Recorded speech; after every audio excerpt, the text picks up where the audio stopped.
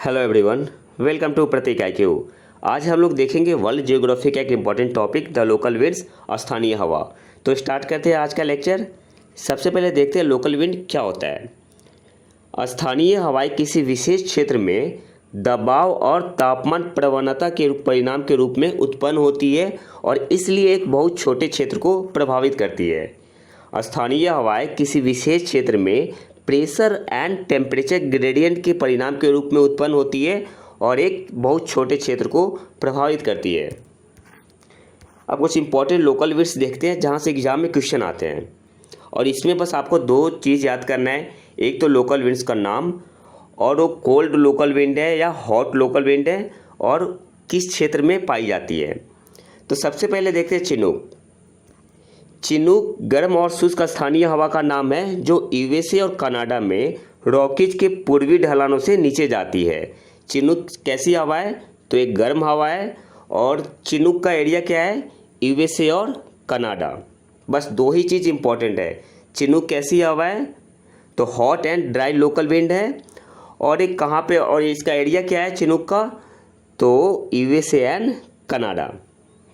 Next local wind पे आते हैं। अच्छा, चिनूक को एक और चीज़ बोलते हैं, स्नो ईटर। चिनूक को और किस नाम से जानते हैं? Snow eater. क्यों? क्योंकि ये गर्म हवा है और जब चलती है तो क्या करती है? आइस को मेल्ट करती है, इसलिए इसे क्या बोलते हैं? Snow eater. नेक्स्ट है सांता आना। एक कैसी हवा है?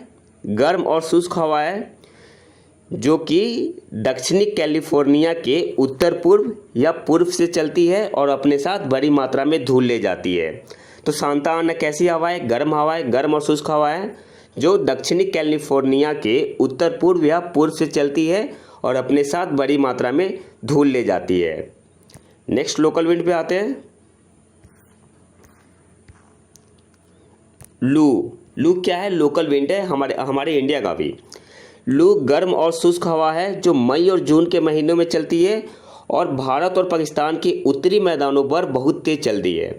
लू गर्म और लू कैसी हवा है? तो गर्म हवा है जो मई और जून के महीनों में भारत और पाकिस्तान के उत्तरी मैदानों पर बहुत तेज चलती है। और एक क्वेश्चन पीसीएस के एग्जाम में या किसी भी एग्जाम में पूछ सकता है कि लू का डायरेक्शन क्या होता है। तो इनकी दिशा पश्चिम से पूर्व की ओर होती है और इन्हें आमतौर पर दोपहर में अनुभव किया जाता है। तो तीन पॉइंट इंपॉर्टेंट है यहाँ पे। पहला, लू कैसी हवा है? तो गर्म और शुष्क हवा है और यह भारत और पाकिस्तान के उत्तरी मैदानों पर बहुत तेज चलती है, और इसका और लू का डायरेक्शन क्या होता है? पश्चिम से वेस्ट से ईस्ट की तरफ, पश्चिम से पूर्व की तरफ होता है, और इन्हें आमतौर पर दोपहर में अनुभव किया जाता है। नेक्स्ट लोकल विंड पे आते हैं, फोहेन। ये क्या है? एक गर्म स्थानीय हवा है, हॉट लोकल विंड है। फोहेन क्या है? गर्म स्थानीय हवा है जो एल्प्स पर्वत श्रृंखलाओं के नीचे की ओर विकसित होती है और स्विट्जरलैंड में इसका अधिकतम प्रभाव है। फोहेन जो लोकल विंड है वो कैसी हवा है? गर्म स्थानीय हवा है, और इसका एरिया क्या है? कहाँ पे इसका क्षेत्र है? तो स्विट्जरलैंड में इसका अधिकतम प्रभाव है जो एल्प्स पर्वत श्रृंखलाओं के नीचे की ओर विकसित होती है। नेक्स्ट लोकल विंड पे आते हैं, सिरोको। और ये बहुत ही इंपॉर्टेंट है, यहाँ से क्वेश्चन हमेशा एग्जाम में आता है। सिरोको एक भूमध्य सागरीय हवा है जो सहारा से आती है और उत्तरी अफ्रीका और दक्षिणी यूरोप में तूफान की गति तक पहुँचती है, और इसे ब्लड रेन के रूप में भी जाना जाता है।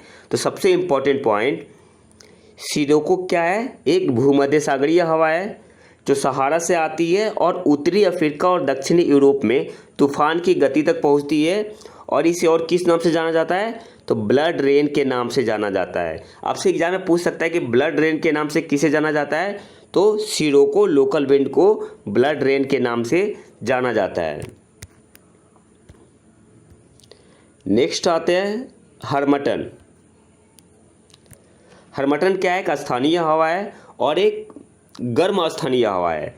सहारा मरुस्थल के पूर्वी भागों में उत्तर पूर्व और पूर्व से पश्चिम की ओर चलने वाली गर्म और शुष्क हवाओं को हर्मटन कहा जाता है। आपको बस इतना याद करना है कि हर्मटन क्या है? एक गर्म हवा है। गिनी के तटीय क्षेत्रों में हर्मटन को डॉक्टर विंड भी कहा जाता है। तो दूसरा सबसे इंपॉर्टेंट पॉइंट, डॉक्टर विंड किस लोकल विंड को कहा जाता है? तो किसे कहा जाता है डॉक्टर विंड? हर्मटन को। और कहाँ पे कहा जाता है? गिनी के तटीय क्षेत्रों में। तो आपको क्या याद रखना है इसमें? हर्मटन कैसा है? गर्म हवा है, गर्म और शुष्क हवा है, और इसे डॉक्टर विंड भी कहते हैं। और कहाँ पे कहते हैं डॉक्टर विंड? तो गिनी के तटीय क्षेत्रों में। नेक्स्ट लोकल विंड पे आते हैं, मिस्ट्रल। मिस्ट्रल सबसे आम स्थानीय ठंडी हवा है और एल्प्स पर उत्पन्न होते हैं और रोन घाटी के माध्यम से फ्रांस से भूमध्य सागर की ओर बढ़ते हैं। मिस्ट्रल क्या है? एक ठंडी हवा है। मिस्ट्रल क्या है? ठंडी हवा है जो एल्प्स पर उत्पन्न होते हैं और रोन घाटी के माध्यम से फ्रांस से भूमध्य सागर की ओर बढ़ते हैं। नेक्स्ट लोकल विंड पे आते हैं, बोरा। पूर्वी यूरोप में होने वाली ठंडी सर्दियों की हवा को क्या कहा जाता है? बोरा। अब यहाँ से क्वेश्चन कैसे बनेगा? आपसे पूछ देगा एग्जामिनर कि पूर्वी यूरोप में होने वाली ठंडी सर्दियों की हवा को क्या कहते हैं, और आपको ऑप्शन दे देगा, वहाँ पे ऑप्शन होगा बोरा। तो करेक्ट आंसर क्या हो जाएगा? बोरा। बोरा डायनेरिक एल्प से नीचे एड्रियाटिक तट तक बहती है। इटली का उत्तरी भाग बोरा से अत्यधिक प्रभावित है। तो बोरा का एरिया कहाँ है? जो बोरा लोकल विंड है उसका क्षेत्र कहाँ है? इटली का उत्तरी भाग। नेक्स्ट आते हैं, पापागायो। पापागायो एक मजबूत उत्तर पूर्वी हवा है जो ग्वाटेमाला से कोस्टा रिका में पापगायो की खाड़ी तक मध्य अमेरिका के प्रशांत तट को प्रभावित करती है। हालांकि यहाँ से क्वेश्चन नहीं आता है, ज़्यादा इंपॉर्टेंट नहीं है, लेकिन आप इसे देख सकते हो एक बार। पापगायो क्या है? एक मजबूत उत्तर पूर्वी हवा है जो ग्वाटेमाला से कोस्टा रिका में पापगायो की खाड़ी तक मध्य अमेरिका के प्रशांत तट को प्रभावित करती है। नेक्स्ट लोकल विंड पे आते हैं, ब्लिजार्ड। ब्लिजार्ड एक हिंसक तूफानी ठंड और शुष्क बर्फ से लदी क्या ध्रुवीय हवा है। तो आपको बस एक पॉइंट याद करना है, ब्लिजार्ड क्या है? एक कोल्ड विंड है। जो सबसे इंपॉर्टेंट पॉइंट है, कोल्ड विंड है, और यह उत्तर और दक्षिणी ध्रुवीय क्षेत्रों साइबेरिया, कनाडा और संयुक्त राज्य अमेरिका में प्रचलित है। तो इन सारे लाइन में आपको बस दो इंपॉर्टेंट पॉइंट याद करना है। ब्लिजार्ड कोल्ड विंड है और इसका क्षेत्र कहाँ है? साइबेरिया, कनाडा और संयुक्त राज्य अमेरिका। नेक्स्ट लोकल विंड पे आते हैं, पैम्पेरो। पैम्पेरो ब्राज़ील, अर्जेंटीना, उरुग्वे, पैराग्वे और बोलिविया के दक्षिण में पंपास पर दक्षिण पश्चिम या दक्षिण से ठंडी ध्रुवीय हवा का झोंका है। आपको बस दो चीज़ याद करना है यहाँ पे। पैम्पेरो क्या है? कोल्ड विंड है, और इसका क्षेत्र क्या है? ब्राज़ील, अर्जेंटीना, उरुग्वे, पैराग्वे और बोलिविया। पैम्पेरो क्या है? एक ठंडी हवा का झोंका है, मतलब कोल्ड विंड है, और इसका क्षेत्र कहाँ है? ब्राज़ील, अर्जेंटीना, उरुग्वे, पैराग्वे और बोलिविया। अब कुछ एमसीक्यू कर लेते हैं लोकल विंड्स पे। तो सबसे पहला देखते हैं क्वेश्चन, आपको मैच करना है। एक तरफ लोकल विंड का नाम दिया हुआ है, दूसरी तरफ रीजन दिया हुआ है। तो फोहेन का क्या हो जाएगा? तो मैंने क्या बताया था, फोहेन जो होता है वो एल्प्स से ईस्टर्न साइड से उतर के कहाँ जाती है? स्विट्जरलैंड की तरफ। तो ए का आपका 4 हो जाएगा। ए का क्या हो गया? 4। बी क्या है? सिमोम। सिमोम कहाँ का है? सिमोम है कुर्दिस्तान, इसका हो जाएगा 2। तो ए का क्या हो गया? 4। बी का क्या हो गया? 2। सांता आना, मैंने बताया था अभी, सांता आना कहाँ पे है? South California. तो सी का क्या हो गया? 3। सी का 3। और जोंडा कहाँ का लोकल विंड है? तो अर्जेंटीना का। ये सारे के सारे लोकल विंड्स को याद करना होगा। जोंडा कहाँ का है? अर्जेंटीना का। तो करेक्ट आंसर क्या हो जाएगा? डी का 1। मतलब ए का 4 हो गया, बी का 2 हो गया, सी का 3 हो गया और डी का 1 हो गया। फोहेन एल्प्स अगर स्विट्जरलैंड होता तो वो भी आंसर सही होता। Simoom Kurdistan, Santa Ana California, और जोंडा कहाँ का लोकल विंड है? अर्जेंटीना का। नेक्स्ट क्वेश्चन पे आते हैं, foehn is a local wind of, UP PCS pre का पूछा हुआ क्वेश्चन है। तो फोहेन कहाँ का है? आपके पास ऑप्शन है, option A China, option B Korea, option C Japan, option D Switzerland. तो करेक्ट आंसर क्या हो जाएगा? Option D will be the correct answer. Foehn कहाँ का लोकल विंड है? स्विट्जरलैंड का।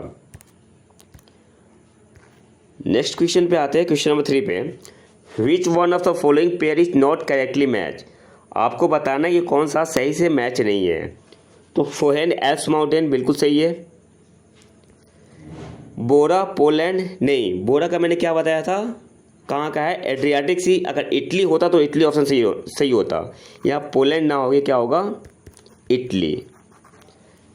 तो बी ऑप्शन यहाँ पे आपका गलत हो जाएगा। मिस्ट्रल राइन वैली बिल्कुल सही है। खामसीन इजिप्ट बिल्कुल सही है। तो यहाँ पे आपका रॉन्ग क्या हो जाएगा? सेकेंड वाला ऑप्शन। बोरा की जगह क्या होना, बोरा के सामने क्या होना चाहिए? इटली होना चाहिए था। नेक्स्ट क्वेश्चन पे आते हैं, क्वेश्चन नंबर 4 पे। Which one of the following is not correctly match. Chinook USA बिल्कुल सही है। 1 मिनट।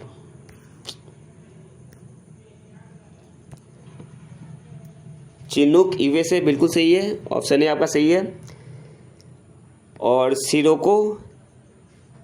सिरोको भी सही है।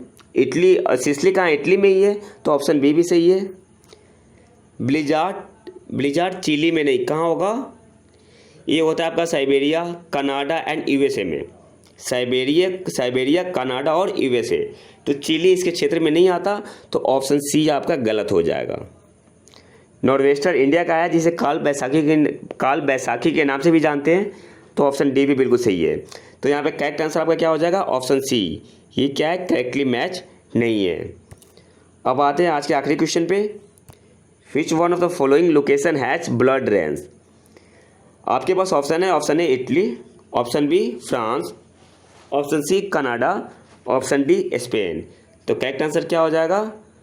ब्लड रेंज का लोकेशन कहाँ है? तो करेक्ट आंसर हो जाएगा आपका Italy. Option A will be the correct answer.